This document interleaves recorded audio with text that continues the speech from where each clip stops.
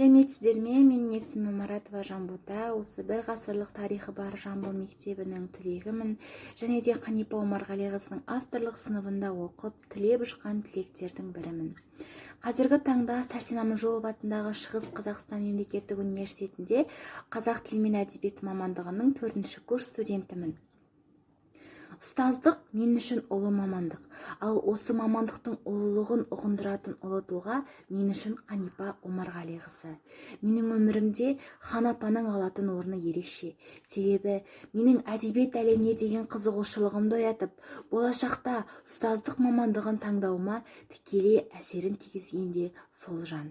Қазіргі таңдағы менің басты мақсатым ұрпақтарға саналы да сапалы тәлім тәрбие беріп, хан апа салып кеткен дара жолды одан ары жалғастыру.